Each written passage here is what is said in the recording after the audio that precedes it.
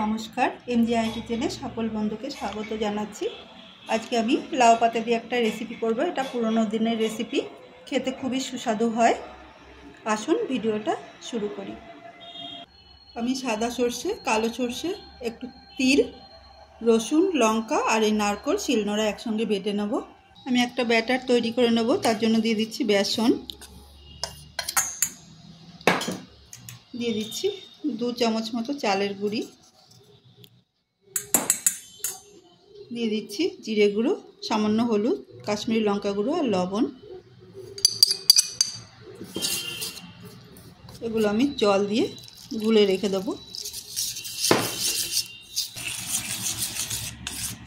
এটা 10 থেকে 15 মিনিট রেখে দেবো। প্রত্যেকটা পাতার মধ্যে আমি যে মশলাটা বেটেছিলাম সব দিয়ে দেব। লাউ পাতার ভেতরে মশলা দিয়েছি। এবার এই পাতাগুলো এইভাবে আমি ভাজ করে নেব। এরকম আগে থাকতে আরও কতগুলো করে রেখেছি। বেসনে ভিজিয়ে নিয়েছি। এবার আমি ভাজতে দিয়ে দেবো।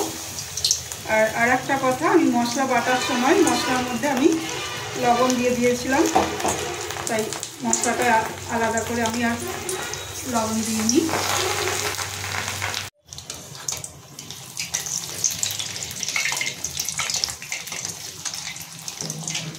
এদিকে ভাজা হচ্ছে আর আমি অন্যদিকে একটা মশলা করে নেব।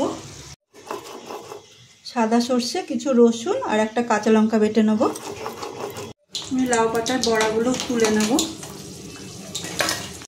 তেল কমিয়ে নিয়েছি, আমি ওই তেলে দিয়ে দিচ্ছি কালো সর্ষে ফোড়ন। গ্যাসটা বাড়িয়ে দিচ্ছি। বড়াগুলো মিডিয়াম টু লো ফ্লেমে ভেজে নিয়েছিলাম। সর্ষে ভাজা হয়েছে, এবার দিয়ে দিচ্ছি সর্ষে, কাঁচা লঙ্কা আর রসুন বাটা। গ্যাস কমিয়ে আমি মশলাটা ভালো করে ভেজে নিয়েছি। এবার আমি দিয়ে দিচ্ছি খুব সামান্য হলুদ, 1 চিমটি মতো।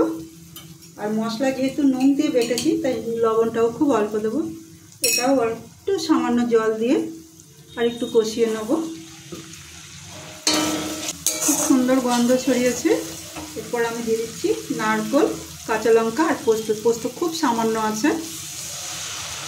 এটা 2 থেকে 3 সেকেন্ড মতো নাড়িয়ে নেব। এবার দিয়ে দিচ্ছি মশলা ধোয়া জল।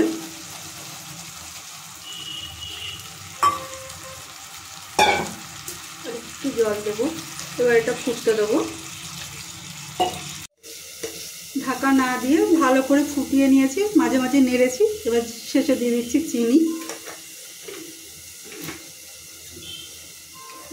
একটু নাড়িয়ে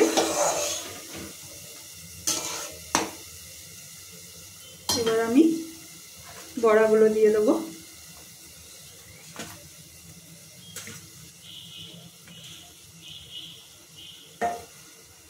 আর এটা এবার এক্ষুনি গ্যাস অফ করে আমি ঢাকা দিয়ে কিছুক্ষণ রেখে দেবো। পুরনো দিনের পুরভরা লাউ পাতার রেসিপি। আশা করি আপনাদের ভালো লাগবে। ভালো লাগলে লাইক, কমেন্ট ও শেয়ার করুন আর সাবস্ক্রাইব করে আমার পাশে থাকুন।